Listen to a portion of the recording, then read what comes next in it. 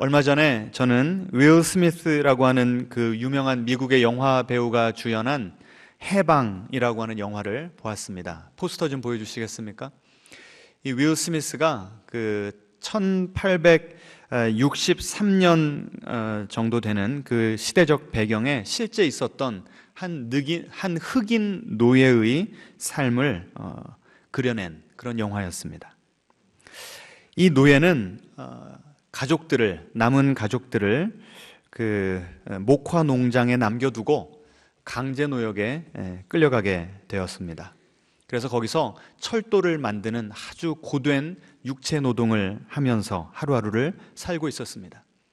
그런데 그 자기들을 괴롭히고 감시하던 그 백인들끼리 하는 이야기를 엿듣게 된 것입니다. 링컨 대통령이 노예 해방령을 발표했다는 것입니다. 그래서 모든 미국에 사는 그 노예들은 이미 법적으로 자유의 몸임을 귀담아 듣게 되었던 것입니다. 그런데 이 흑인들, 미국에 있는 흑인들 가운데 95%가 다 남부에 살았고 대부분이 그 농장에서 노예로 살았던 것입니다. 그러니 남부의 그 노예 주인들이 노예 해방에 찬성했겠습니까? 반대했겠습니까? 당연히 반대했죠. 그 해방하기를 거부했던 것이고 그 소식조차도 노예들에게 알리지 않았던 것입니다. 그런데 이 윌 스미스라고 하는 주인공은 나는 이미 해방되었다, 나는 이미 자유의 몸이다 라고 하는 소식을 들으니까 거기서 가만히 있을 수가 없었던 것입니다. 그래서 기회를 엿보다가 탈출했습니다. 그 영화를 보시면 그 노예를 잡으러 이 백인들이 말을 타고 그 다음에 그 윌 스미스 그 노예의 채취를 이미 맡은 사냥개들을 풀어가지고 막 추격을 합니다. 얼마나 이 긴장감을 가지고 봐야 되는 영화인지 한번 궁금하신 분들은 보시기를 바랍니다.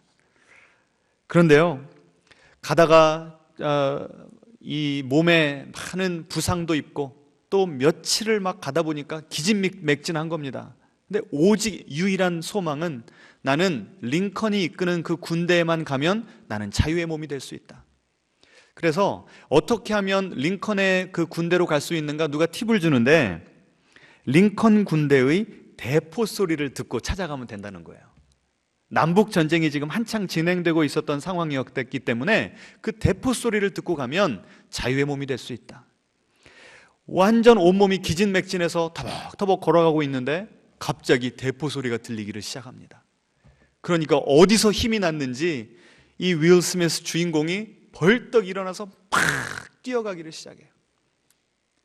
이 노예에게 그 링컨 군대의 대포 소리는 유일한 소망이었고 생명줄이었습니다. 저는 오늘 예수님의 그 십자가라고 하는 그 복음의 메시지를 여러분에게 전하기를 원하는데요. 이 복음의 메시지가 마치 그 노예에게 링컨 군대의 대포 소리처럼 여러분의 인생에, 여러분의 마음 가운데 소망이 되기를, 생명줄이 되기를 소망합니다. 제가 지난주에 깨어진 세상과 그 원인에 대해서 설명을 드렸습니다.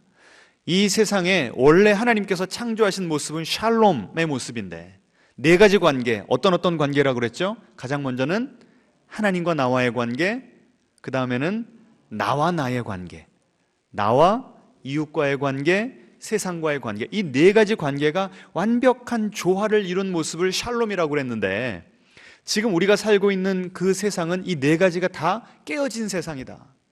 그런데 그 원인, 그 가장 근본적인 원인이 어디 있다고 그랬습니까? 죄, S-I-N, 영어로 하면 S-I-N인데요. 그 가운데 뭐가 있다고 그랬어요? I. 인생의 중심에 내가 있는 그 자중심성이야말로 바로 그 죄의 본질이다. 이 깨어짐의 본질이다. 제가 이렇게 말씀을 드렸습니다. 그렇다면 이 깨어진 세상은 어떻게 해야 회복될 수 있을까요? 우리의 죄성, 우리의 자아중심성은 어떻게 해야 해결받을 수 있을까요? 서구 사회에서는 20세기 초까지만 해도 이 세상의 깨어짐, 우리의 죄성을 어떻게 하면 해결받을 수 있는가? 교육 잘 시키고 과학과 기술의 발전으로 먹거리들이 충분해지면, 다시 말하면 잘 먹고 잘 살게 되면 이 세상의 모든 악이 다 사라질 것이라고 믿었습니다. 인류에 대해서 너무나도 낙관주의적인 그런 성향을 가지고 있었던 것입니다. 그런데 20세기에 어떤 일들이 벌어졌습니까? 1차 세계대전, 2차 세계대전. 인류가 얼마나 잔악해질 수 있는지를 다 목격하면서 인류에 대한 낙관론이 다 깨져버렸습니다. 기술이 발달해서 먹을 것이 많아졌음에도 불구하고 그 많아진 식량이 인류 전체에게 골고루 분배되는 것이 아니라 소수의 나라에게만 집중하게 되니까 나머지 나라들은 너무나도 가난하게 살더라는 겁니다. 그래서 사람들이 깨닫기를 인간의 외부적인 조건이 바뀐다고 사람의 마음 가운데 있는 악까지 사라지지는 않는구나 라고 하는 것을 역사를 통해서 값진 교훈을 얻게 되었던 것입니다. 그러면 기독교에서는 도대체 이 깨어진 세상에 대한 솔루션이 뭐라고 하는가? 여러분, 기독교에서는 항상 답이 누구지요? 예수 그리스도입니다. 예수 그리스도. 우리 앞뒤자로 인사하겠습니다. 예수 그리스도가 이 세상의 소망이십니다. 하나님께서는 우리 스스로가 이 깨어진 세상을 구원할 수 없는 것을 너무나도 잘 아시고 우리에게 예수 그리스도를 보내주셨던 것입니다. 우리 믿는 분들은 너무나 잘 알고 있는 성경 구절 요한복음 3장 16절 어떻게 시작하죠? 하나님이 세상을 얼마만큼 사랑하사? 이처럼 사랑하사 독생자를 주셨으니 이는 저를 믿는 자마다 멸망하지 않고 영생을 얻게 하려 하심이라. 하나님께서 우리에게 주실 수 있는 최고의 축복, 가장 귀한 선물이 무엇입니까? 누구십니까? 예수 그리스도. 그러면 예수 그리스도를 보내셔서 도대체 이 세상을 어떻게 하시겠다는 건가? 첫 번째로는요, 예수님께서 왜 이 땅에 오셨는가? 이 세상의 샬롬을 회복시키시기 위해서 오셨습니다. 먼저 한번 그 몰트만 그 신학자의 인용문을 좀 보여주시겠습니까? 같이 한번 읽어보죠. 예수의 기적은 자연 세계에서 일어난 초자연적인 기적이 아니고 부자연스럽고 깨어진 세상에서 일어난 참으로 자연스러운 유일한 것이다. 이걸요, 그냥 읽어서는 잘 이해가 안 돼서 제가 좀 설명을 드리도록 하겠습니다. 예수님께서 이 땅에 오셔서 많은 기적을 행하셨죠. 그런데 우리는 상식적으로 그 예수님이 행하신 기적은 이 자연스러운 세상 가운데서 행하시는 초자연적인 일이다라고 생각을 합니다. 이것이 우리의 상식적인 이해입니다. 자연 법칙을 거스른 거 아닙니까? 죽은 사람을 살려내시고 눈에 시각장애자가 눈을 뜨게 되고 문둥병자가 낫게 되고 이 모든 것들은 자연 법칙을 거슬러서 하나님께서 초자연적인 일을 행하신 것이거든요. 그런데 신학자 몰트만은 그렇게 보지 않습니다. 그건 틀렸다는 거예요. 예수님께서 일으키신 기적의 참 의미는 무엇인가 하면 우리가 살고 있는 이 세상을 지금 몰트만은 뭐라고 이야기합니까? 부자연스럽고 깨어진 세상이다, 병든 세상이다, 이렇게 이야기를 해요. 이 세상은 하나님께서 처음 의도하셨던 그 처음 창조하셨던 세상과는 너무나도 다른 세상이라는 것을 지금 전제로 깔고 들어가는 겁니다. 그래서 우리가 살고 있는 이 세상은 이미 부자연스럽기 때문에 예수님께서 오셔서 행하신 모든 기적의 사건들은 그 부자연스러운 것을 뭘로 바꾸신 거예요? 자연스러운 것으로 바꾸신 것. 이것이 바로 예수님의 기적의 의미라는 겁니다. 자, 제가 좀 더 구체적으로 설명을 드리죠. 여러분, 죽는 것은 자연스러운 겁니까? 부자연스러운 겁니까? 이 몰트만의 인용문을 읽으시고도 대부분의 분들이 죽는 건 자연스럽다고 하셨습니다. 속으로 당연히 한번 태어나면 다 죽는 건데 왜 그것이 부자연스럽다고 하지? 여러분, 하나님께서 처음 이 세상을 창조하셨을 때에도 사별의 아픔 때문에 우리가 고통하도록 그런 세상을 만드셨을까요? 아니죠. 하나님이 처음 만드신 그 세상의 모습이 자연스럽다고 한다면 죽음은 자연스러운 겁니까? 부자연스러운 겁니까? 부자연스러운 거죠. 이걸 자연스러운 것으로 받아들이는 순간 우리는 죽음의 노예로 살아갈 수밖에 없습니다. 여러분, 병든 것은 자연스러운 겁니까? 부자연스러운 겁니까? 오늘 아침에도 내가 삭신이 쑤셔가지고. 그럼 그건 자연스러운 거예요? 부자연스러운 거예요? 하나님이 처음 창조하셨을 때 여러분의 몸을 그런 상태로 창조하셨냐고요? 아니죠. 가난한 건요. 불의 때문에 고통하는 건요. 부자연스러운 거예요. 그러면 예수님께서 오셔서 무슨 일을 행하셨는가? 너희들은 원래 이런 세상에 살면 안 돼! 라고 하는 그 하나님의 깨어진 세상을 바라보시면서 느끼는 그 안타까움, 분노, 거룩한 분노를 가지고 예수님께서 내가 이 세상을 recreate, 재창조하겠다는 그 모습을 맛보기로 보여주신 것입니다. 믿으십니까? 아유, 왜 이제 아멘이 적으세요? 이게 너무나 중요한 인용문입니다. 예수님께서 시각장애자를 고치실 때요, 이 흙에다가요 침을 그냥 뱉으셔가지고 막 흙을 으깨시더니 그걸 그 환자의 눈에다가 이렇게 발라주셨습니다. 그러니까 그 환자가 어떻게 됐죠? 눈이 떠졌어요. 아니, 왜 하필이면 예수님이 침을 뱉으셔가지고 흙에다가, 이게 뭘 연상시키죠? 창세기 1장 2장. 하나님께서 이 아담과 하와 인류를 만드실 때, 물론 상징입니다만 어떻게 만드셨대요? 흙으로 만드셨대요. 지금 예수님이 그 흙에다가 흙을 지금 새로 만드시면서 그 부자연스러운 세상에 깨어진 눈을 가지고 살아가는 그 사람에게 지금 뭘 하시는 겁니까? 재창조의 작업을 하신 것입니다. 외로운 자들에게는 오셔서 친구가 되어주심으로 이 세상은 이렇게 홀로 살아가는 외로운 세상이 아님을 보여주셨어요. 굶주린 자들에게는 오병이어의 기적을 행하심으로 이 세상은 원래 이렇게 배고프게 살면 안 되는 세상임을 보여주셨던 것입니다. 죽은 자를 살려내시면서 그 장례식장을 축제의 장소로 만들어내셨어요. 그래서요, 예수님께서 가시는 곳마다 생명이 넘쳐났습니다. 여러분, 예수님의 이런 사역은 예수님이 살아계시던 그 공생의 3년으로 끝이 났습니까? 아니면 지금도 지속되고 있습니까? 지금도 지속되고 있어요. 우리 앞뒤적으로 인사하겠습니다. 파티는 계속돼야 됩니다. 우리가 그 예수님은 지금도 살아 역사하시는 분이시기 때문에 그 예수님을 영접하고 그 예수님의 다스림 가운데로 들어가는 이들을 통해서는 하나님께서는 계속해서 생명의 사역을 진행하고 계심을 믿으시기 바랍니다. 자, 하나님께서 예수님을 이 땅에 왜 보내셨다고요? 무엇을 회복하시기 위해서? 샬롬을 회복하시기 위해서. 두 번째는 우리에게 우리 대신해서 대속적 죽음을 담당케 하시기 위해서 예수님을 이 땅에 보내셨습니다. 예수님은 공생애 기간에 여러 번 말씀하셨습니다. 나는 이 땅에 죽으러 왔다. 내가 죽어야 너희들이 살 수 있다. 여러 번 말씀하셨어요. 그리고 사복음서를 잘 읽어보시면 그 마지막 일주일의 행적이 사복음서 각각의 3분의 1 이상을 차지합니다. 그만큼 그 예수님의 대속적 죽음은 너무너무나도 중요하다는 것입니다.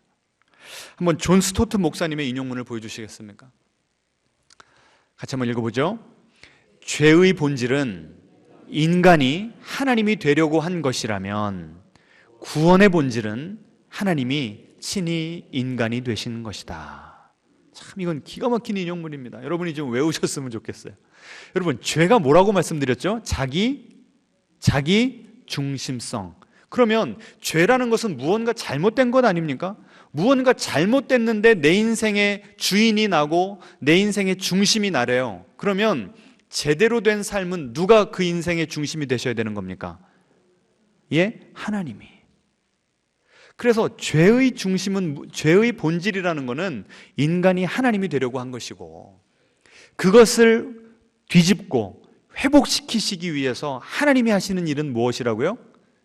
친히 인간이 되셨다. 이 신이 인간이 되신 그 신을 누구라고 부르죠? 우리는 예수 그리스도라고 부른 것입니다.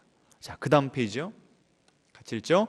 하나님이 계셔야 마땅한 자리를 차지한 인간을 구원하시기 위해 하나님은 스스로 낮아지셔서 인간이 마땅히 있어야 할 자리에 친히 들어오셨다. 이것이 바로 복음의 정수입니다.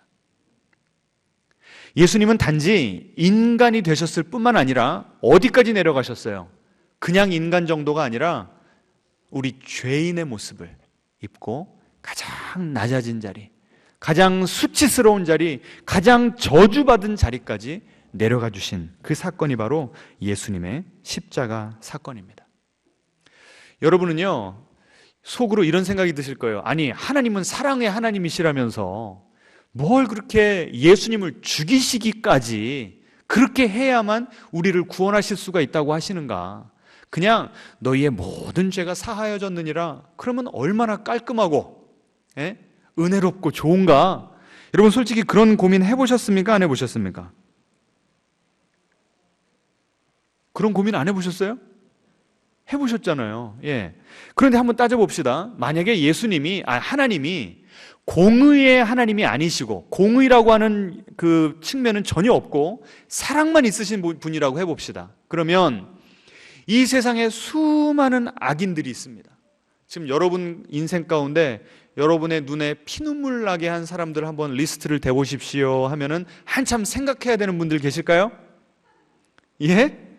그냥 다다다다닥 나오지 않겠습니까?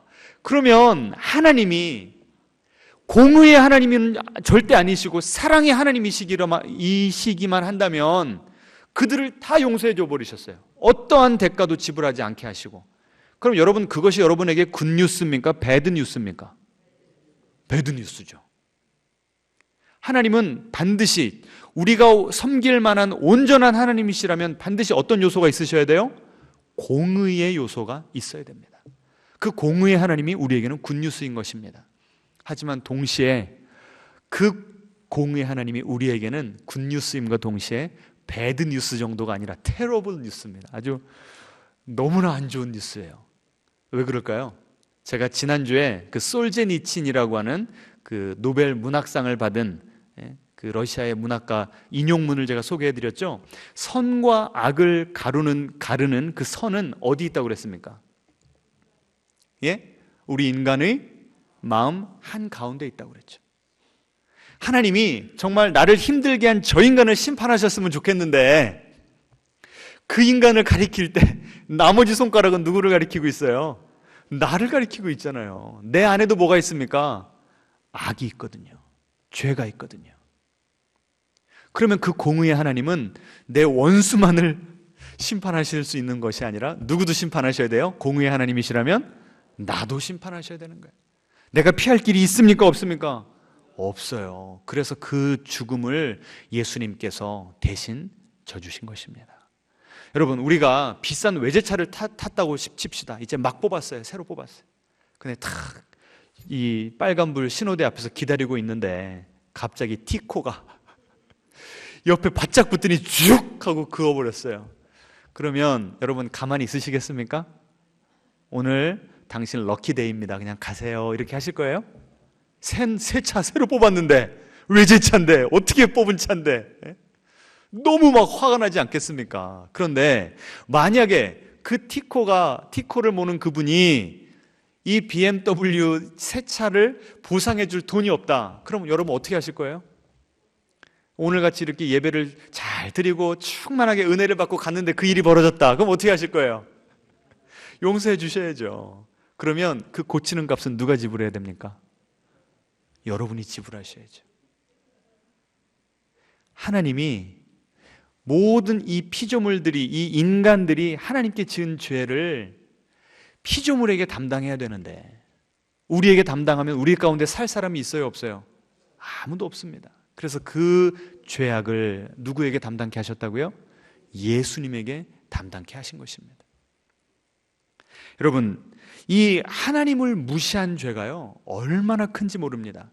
이 김형국 목사님이 풍성한 삶의 초대라고 제가 이번 시리즈 계속 따라하고 있는 이 책인데요, 이 책에 보시면 이런 참 좋은 예를 들어놨습니다. 예를 들어서 여러분이 A라고 하는 사람과 이제 친구가 됐습니다. 이 사람을 알면 알수록 너무 괜찮은 사람인 거예요. 그리고 하루는 이 사람이, 이 A라고 하는 사람이 자기의 집으로 여러분을 초대했습니다. 가보니까 집도 예쁘게 꾸며놓고 음식도 잘 준비해서 맛있는 음식을 대접했습니다. 너무 기분이 좋아서 대화를 잘 나누고 있는데 자꾸 저 집 한쪽에서 무슨 소리가 들려요. 그래서 그 A라고 하는 사람에게 저 무슨 소리냐고. 그러니까 A가 무시해도 된다고, 그냥 우리 교제하자고. 한참을 지나서 화장실을 가고 싶어서 화장실을 가다 보니까 그 복도에 그 이상한 소리가 나는 방을 지나가게 된 것입니다. 가만히 문이 열려 있어서 봤더니 거기에 누가 있냐면 그 친구의 늙으신 어머니가 제대로 씻지도 않은 모습으로 더러운 음식을 먹고 계셨습니다. 만약 여러분이 이런 모습을 보게 된다면 그 친구를 좋은 친구라고 생각하겠습니까? 아니죠. 세상과 나를 창조하신 하나님을 무시한 것은 자기를 낳아준 어머니를 홀대하는 것과는 비교할 수 없을 정도로 심각한 문제입니다. 이게 좀 확 와닿으십니까? 그 A라고 하는 친구가 인간관계도 좋고 사람 매너도 좋고 집도 잘 살고 다 좋아요. 그런데 단 한 가지, 누구를 지금 홀대했어요? 자신의 나이든 어머니를 홀대했어요. 그러면 그 사람에게 가지고 있었던 모든 호감적인 요소가 어때요? 다 무너져 버리는 거죠. 그 사람은 형편없는 인간 되는 겁니다. 어떻게 저런 인간 저렇게 살 수가 있나? 막 분노가 치미는 거예요. 그런데 우리가 살고 있는 모습이 바로 그런 모습이라는 겁니다. 여러분, 정말 하나님이 살아계신다면, 하나님이 정말 여러분을 창조하시고 여기까지 인도하신 분이 하나님이시라고 한다면, 여러분은 그 하나님께 합당한 대우를 해드리고 있습니까? 이 세상에 우리가 생각할 수 있는 가장 심각한 죄 중에 하나, 심각한 죄 중에 하나가 아니라 가장 심각한 죄가 바로 하나님을 무시하는 죄입니다. 하나님은 우리의 찬양을, 우리의 영광을 마땅히 받으셔야 되는데 그런 하나님을 우리가 properly, 제대로 대해드리지 못했다는 것, 이것만큼 큰 죄가 없다는 것입니다.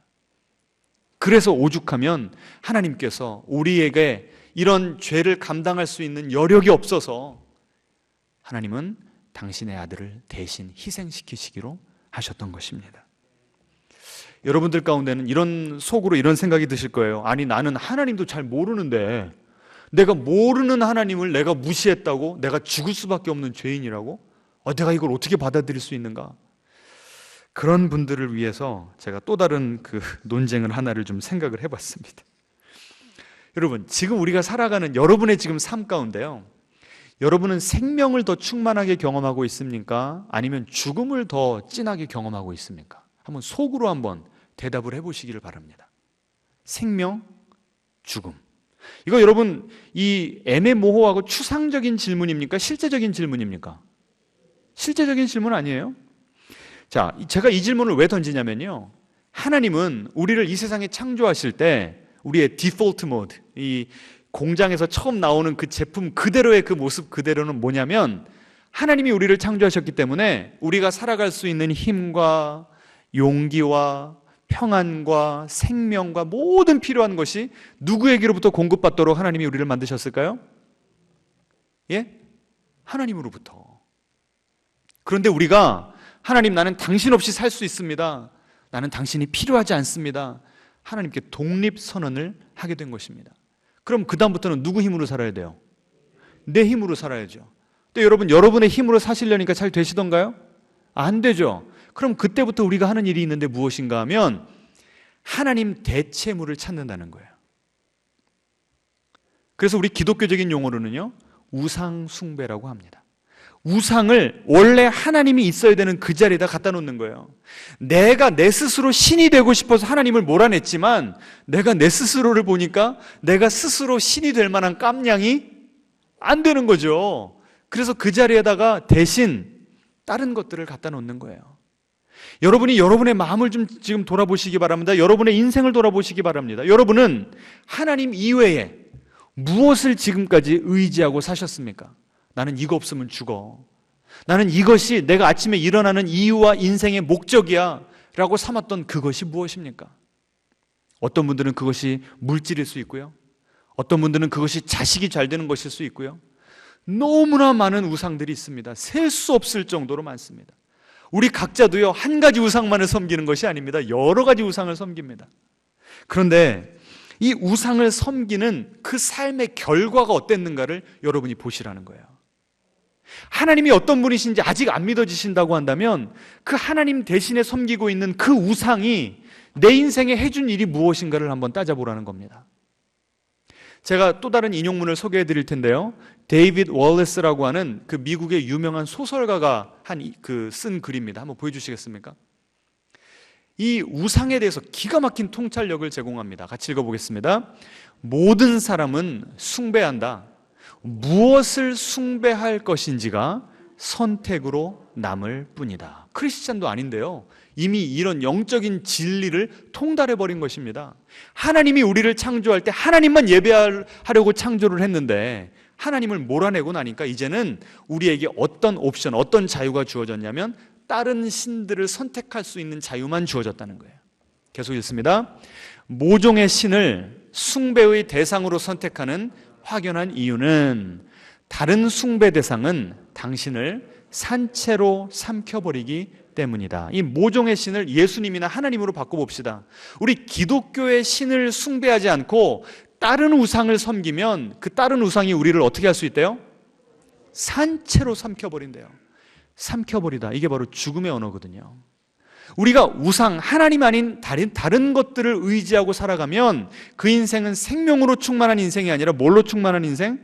죽음을 맛보며 사는 인생이 될 수밖에 없다는 거예요. 여러분, 이게 목사님이 쓴 글이라고요?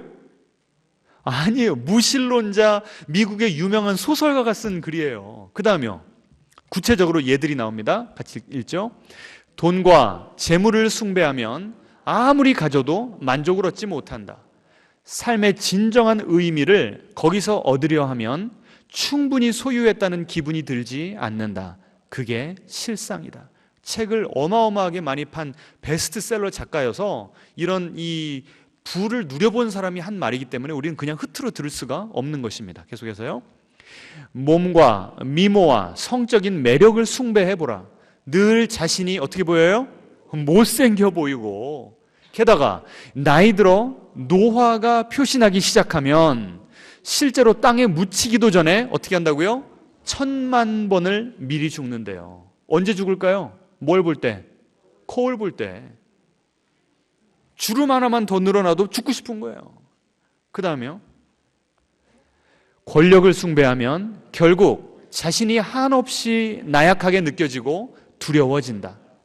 이 두려움을 몰아내려면 다른 사람을 지배할 권력이 점점 더 많아져야 한다. 그런데 권력이 늘어나는 게 쉽던가요? 내 마음대로 안 되죠. 계속 읽습니다. 똑똑해 보이는 지성을 숭배해보라.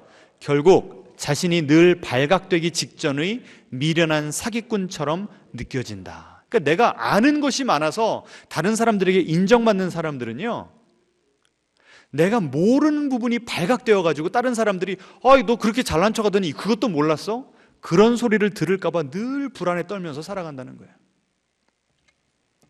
이것이 바로 우상을 섬기며 사는 사람들의 실체입니다. 우상은요, 우리를 정죄합니다. 너 그거밖에 못해? 너 그러면서도 살 가치가 있다고 생각해? 우리를 산채로 어떻게 한다고요? 삼켜버린대요. 그래서 무서운 사실은요, 이 데이빗 월레스라고 하는 이 소설가가 이 글을 쓴 지 얼마 지나지 않아서 자살로 생을 마감했습니다. 도대체 이 사람은 어떤 우상을 섬겼길래 그 우상의 정죄감을 이겨내지 못해서 스스로 그런 극단적인 선택을 했는지 참 가슴이 아플 뿐입니다. 여러분, 예수님 말고는 다른 모든 신들은요, 우리를 죽음으로 이끕니다. 우리 원로 사모님께서 늘 부흥회 하실 때마다 이 강단에 꽃꽂이를 이렇게 하나를 들어서 설명을 하시죠. 꽃이 화려하게 이쁘게 펴 있습니다. 어떤 질문을 던지시죠? 이 꽃이 살아있습니까? 죽은 꽃입니까? 물어보십니다. 그럼 여러분 어떻게 대답하시겠어요? 살아있죠? 그렇게 싱싱하고 예쁜데요? 정말 살아있습니까? 살았다 하는 이름과 이 표면적인 현상은 있으나 실제는 어때요? 죽은 거죠. 왜 그래요? 뿌리로부터 잘려나갔기 때문에. 우리는 모든 생명과 살아갈 모든 필요한 것들을 하나님으로부터 공급받아야 되는 존재인데 나는 하나님이 필요 없습니다. 나는 내 힘대로, 내 인생의 노하우대로 내 우상을 섬기면서 살아가 보겠습니다 하는 인생들은 다 어떤 인생이에요? 뿌리가 잘려진 인생이에요. 겉으로 보기에 아무리 화려하고 멋있고 다른 사람들이 부러워하는 그런 인생을 산다고 할지라도 우리는 매일매일 죽어가는 인생을 살 수밖에 없는 것입니다. 그런데 예수님께서 대신 십자가에 달려 돌아가심으로 우리는 하나님께 접붙임 바 된 줄을 믿으시기 바랍니다. 여러분, 제가 여러 번 했던 이야기인데요, 우리 어렸을 때 놀이터에서 이 모래 노래할 때 위에다 이렇게 모래를 싸면서 어떤 노래를 불렀죠? 두꺼봐 두꺼봐 헌집 줄게 새집 다오. 이게 복음의 정수입니다. 우리의 헌집은 어떤 게 있죠? 우리의 죽음을 예수님께 드리면 그 예수님이 우리의 죽음을 대신 지심으로 우리에게 뭘 주세요? 생명을 주십니다. 우리의 수치, 이 헌집을 예수님께 드리면 예수님은 우리에게 영광으로 옷을 입혀주십니다. 우리의 가난을 주님께 드리면 예수님이 우리에게 부요함으로 되돌려 주십니다. 우리의 아픔을 가져다 드리면 예수님은 우리에게 치유를 허락하시는 줄 믿으시기 바랍니다. 이것이 예수님께 접붙임 받은 하나님의 자녀가 된 사람들에게 임하는 축복인 것입니다. 여러분, 그러니 이 예수님을 모셔드린다는 것은 단지 주일날 1시간 와서 앉아서 좋은 말 듣는 교양입니까? 아니면 여러분의 운명을 바꿀 수 있는 생사의 기로에 놓인 중요한 결정입니까? 중요한 결정인 것입니다. 자, 그러면 우리는 이런 복음의 메시지에 대해서 5가지로 반응할 수가 있습니다. 다 R자로 시작하는데요, 처음에는 기뻐함. 그러니까 이미 우리 기존 성도님들, 예수님과 동행하고 예수님의 다스림 가운데 살아가고 있는 분들은 이런 메시지를 들으면 막 너무 감사한 거예요. 야, 내가 참 죽을 수밖에 없는 죄인이었는데, 내가 세상의 풍조를 따르고 사단 마귀에게 휘둘리고 우상에 찌들려서 내가 살던 그런 인생이었는데, 지금 내가 이렇게 예수님으로 인해서 제2의 인생을 살고 있구나, 참된 인생을 살고 있구나, 하나님께 막 기뻐 뛰며 춤출 수가 있는 겁니다. 여러분, 우리 가운데 이런 기쁨을 누리고 계신 분들 계시죠? 왜 이렇게 소리가 적으세요? 이런 기쁨이 이번 특세를 통해서 온전히 회복되기를 축원합니다. 예. 두 번째는 재헌신하는 분들이 있어요. 한동안 교회를 떠났던지 마음이 하나님으로부터 떠났던 분들 가운데 이번 6주간의 과정을 통해서 또 이번 특세를 통해서 하나님께 다시 한번 매달림으로 그 하나님의 생명에 다시 한번 접붙임되어서, 그래, 내가 놓치고 살았던 게 이것이지, 이것이 바로 사는 맛인데, 이것이 바로 하나님을 예배하는 기쁨의 맛인데 라고 하면서 재헌신하는 분들이 계십니다. 세 번째로, 지금 우리 가운데는 아직 예수님을 한 번도 내 마음 가운데 받아들이지 않으셨던 분들이 계시다면 오늘 이 세 번째 옵션을 택하시기를 간곡히 부탁드리고 기도합니다. 아직 잘 모르겠지만 정말 예수님만이 나에게 생명을 주실 수 있는 참된 하나님이시라고 한다면 내가 그분을 믿어보는, 내가 그분께 내 인생을 맡겨드리는 믿음의 모험을 해보겠습니다 하는 분들은 오늘 이 자리에서 예수님을 영접하시기 바랍니다. 네 번째 옵션은요, 탐구하는 것입니다. 어떤 분이 그러시더라고요. 제가 복음을 이렇게 제시했더니, 목사님, 참 이 기독교의 이 진리의 체계가 참 견고하고 아름답고 말이 된다는 건 이제 제가 설득이 됩니다. 이해가 됩니다. 그런데 예수님께 내 인생을 걸라고 하다 보니까 내가 예수님에 대해서 아는 것이 너무나 없다는 생각이 듭니다. 어떻게 내가 모르는 분에게 내 인생을 맡길 수 있겠습니까? 그래서 제가 그렇게 말씀드렸어요. 정말 맞는 말입니다. 우리 한번 같이 공부해 봅시다. 그래서 우리가 네 번째 옵션이 뭐라고요? 탐구예요. 탐구. 앞뒤자로 인사하겠습니다. 예수님을 탐구합시다. 예수님은 무작정 우리에게 오셔서 막 윽박지르면서 너 믿을 거야 안 믿을 거야, 너 오늘 안 믿으면 막 죽어서 어떻게 될 거야, 이렇게 협박하지 않으세요. 아주 젠틀하게 우리를 초대하시는 줄 믿으시기 바랍니다. 그래서 제가 다음 주부터 또 새로운 시리즈를 시작합니다. 시리즈가, 이 주제가 뭐냐면 예수는 누구신가? 예수님에 대해서 알아야 될 거 아닙니까? 이 세상에서 가장 중요한 관계가 하나님과 나와의 관계라고 한다면 하나님이 어떤 분이신지를 보여주신 예수님을 알아야 되지 않겠습니까? 그래서 다음 주부터요, 요한복음에 나온 그 예수님을 같이 공부하면서 이 시리즈 제목을요, 요한과 함께 예수 찾기라고 붙여봤습니다. 함께 같이 공부하면서요. 그래서 오늘 초대받아 오신 분들은요, 이제 오늘로 끝났다 하지 마시고 다시 한번 도전을 하셔서, 내가 정말 이 예수님 때문에 운명이 바뀔 수 있다고 한다면 정말 내가 예수님을 받아들일 건지 아니면 예수님과 상관없는 인생을 살 건지 매듭을 져야 되겠다, 내가 한번 그런 각오로 다음 설교 시리즈를 같이 동참해 주시면 감사하겠습니다. 자, 마지막으로 할 수 있는 어떤 옵션이 있습니까? 예수님을 뭐 할 자유가 있어요? 우리에게는 거절할 자유가 있습니다. 안타깝지만 이쪽 길을 선택하는 분들도 계세요.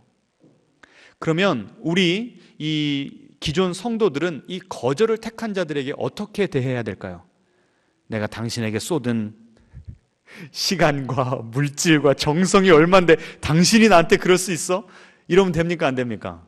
안 돼요. 제가 여러 번 말씀드렸죠. 우리는 사랑하기 때문에 전도하지 전도하려고 사랑하는 것이 아니라고 말씀을 드렸습니다. 그래서 우리는 여러분이 거절하더라도 여러분을 여전히 사랑할 것을 약속드립니다. 혹시 여러분을 이 교회에 초대하신 분들이 여러분이 거절했다고 태도가 달라진다, 그러면 저에게 연락을 하시기 바랍니다. 그래서 여전히 여러분을 사랑하고 여전히 여러분을 섬기고 여전히 여러분과 인생의 여정을 같이 하면서 또다시 어려움이 오거나 어떤 인생에 풀리지 않는 그런 퍼즐들, 아픔들, 어려움들이 있을 때 여러분을 위해 기도해드리며 또 우리가 계속해서 만나고 있는 그 하나님에 대해서 소개를 해드릴 테니까 여러분 조금이라도 열린 마음을 가지고 계속해서 하나님을 알아가는 그런 축복을 누리게 되시기를 축원합니다. 자, 나눔 질문 좀 보여주시겠습니까? 두 가지를 나눠보시는데요. 첫 번째는 내가 예수님을 만나기 전에, 그것이 과거이든 아니면 지금 여러분의 모습이건, 그 하나님이 차지하셔야 되는 그 자리에 나는 지금 무엇을 두고 있는가, 누구를 두고 있는가, 그리고 그 하나님 대체물을 내가 섬기고 사랑하고 거기에 의미를 두면서 살아가다 보니까 내 인생에는 어떠한 결과, 어떤 열매를 맺게 됐는가, 정말 평안과 생명과 기쁨인지 아니면 그 반대의 인생을 살게 된 것인지 여러분의 지금까지의 인생을 한번 돌아보시면서 한번 말씀을 나눠보시고요. 그 다음에 두 번째는 아까 그 5가지 옵션에 대해서 말씀을 드렸는데 여러분은 그 복음에 대해서 어떻게 반응하시겠습니까? 나눌 수 있는 시간을 드리도록 하겠습니다. 아까 그 설교 초두 그 영화에서 윌 스미스는 이미 링컨이 노예를 해방했다는 그 기쁜 소식을 들었기 때문에 그 기가 막힌 노동을 견딜 힘이 있었고 어떻게든 기회를 봐서 탈출하고 그 자유를 위해서 달려나갈 수 있었던 것입니다. 기진맥진했는데도 그 링컨 군대의 대포 소리가 들리니까 용기 백배하고 다시 힘이 나서 그 구원을 향해서, 자유를 향해서 뛰쳐나갈 수가 있었던 것입니다. 오늘 여러분은 그 링컨의 자유 해방, 노예 해방 그 소식을 들었습니다. 지금 저의 설교를 통해서 이 대포 소리를 들었어요. 여러분은 어떻게 반응하시겠습니까? 여전히 노예로 사시겠습니까? 죽음과 죄의 노예, 우상의 노예로 사시겠습니까? 아니면 예수님의 지배를 받으시면서 예수님의 다스림 밑으로 들어가시면서 새로운 생명, 새로운 운명, 새로운 인생 사시겠습니까? 함께 기도하겠습니다. 시간 조용하게 하나님께 우리의 마음을 아뢰었으면 좋겠습니다. 아직 주님을 모르시는 분들은 주님을 알아가기를 원한다고 소망을 말씀하시고 그 주님을 알아가는 그 기쁨을 잃어버린 지체들이 있다고 한다면 주님, 제가 재헌신하겠습니다. 나를 새롭게 만나 주십시오. 또 우리들 가운데는 주님, 이제 계속해서 주님을 알아가기를 원합니다. 다음 주부터 시작되는 이 시리즈를 통해서 주님을 인격적으로 만나는 그 깊은 사랑 가운데 잠기는 귀한 시간 되게 해주시라고 시간 다 같이 통성으로 기도하겠습니다.